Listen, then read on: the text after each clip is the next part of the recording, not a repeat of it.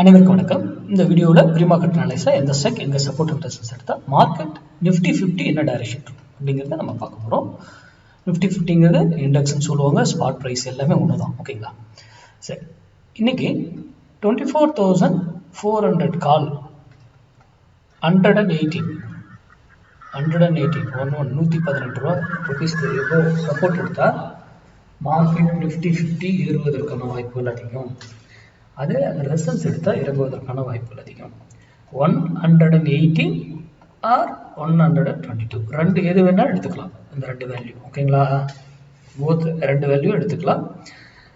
இந்த இடத்துல வரல, அப்படியே மேலேயே போயிடுச்சுன்னா யூடியூப் பார்க்குறவங்க தவிர்த்துடுங்க. நம்ம இதை ஃபாலோ பண்ணுறோம், டைரக்ஷன் அதுதான், அந்த டைரக்ஷன் தான், அப்சைட் டைரக்ஷன், அதில் மாற்று கருத்து இல்லைங்க. ஏன்னா அது உடனே அங்கேருந்து மேலே போயிட்டு அடுத்த டார்கெட்டை ஃபினிஷ் பண்ணிட்டு வரும். புரியுதுங்களா? அதுக்கப்புறம் வரும்பொழுதும் உங்கள் கன்ஃபர்மேஷன் இருந்தால் நம்ம என்ட்ரி தாராளமாக எடுத்துக்கலாம். ஓகேங்களா? அது அங்கேருந்து மேலே போனாலும் ஒரு வேலையிலேருந்து திரும்பணும், ஆர் அதே டைரக்ஷன் இருக்கணும். அப்போ இங்கே இன்னொரு வேல்யூ இருக்குது, அது ஒரு குறிப்பிட்ட டிஸ்டன்ஸ் இருக்கும், அது நல்ல பர்சன்டேஜாக இருக்கும். ஓகேங்களா? அங்கேருந்து எகைன் கீழே வந்தால் இன்னொரு வேலையிலேருந்து திரும்பணும் இங்கே, அப்போ இங்கே ஒரு டிசிஷன் எடுக்கும். இதே டைரக்ஷன் போகலாம், ஆப்போசிட் டைரக்ஷன் வரலாம். ஒரு ஸ்ட்ரைக் நான் சொல்றது இன்னொரு இடத்துல போய் சேஞ்ச் ஆகும். அப்போ இது எல்லாமே நம்ம பிஃபோர் கால்குலேஷன், மார்க்கெட்டுக்கு முன்னாடியே கால்குலேட் பண்ணி வச்சுருவோம். நம்ம ஓப்பன் இன்ட்ரெஸ்ட் இன்க்ரீஸ் ஆக போதா டிக்ரீஸ் ஆக போதா தெரியாது. ஃபியூச்சர் ஓஏ ஆப்ஷன் ஓஏ எதில் ரைட் பண்ணுறாங்கன்றதும் நமக்கு தெரியாது. பேட்டர்ன் என்ன ஃபார்மெட் ஆகிருக்குன்றதும் தெரியாது. என்ன நியூஸ் வரப்போதா என்னங்கிறதும் தெரியாது.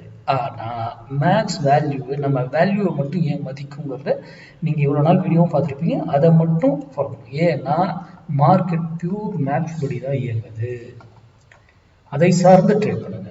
ஓகேங்களா? மேக்ஸ் சார்ந்து படிங்க, உங்கள் பகுதியில் தெரிஞ்சவங்க எல்லாம் சொல்லி கொடுத்தாலும் கற்றுக்கிட்டு ட்ரேட் பண்ணுங்க.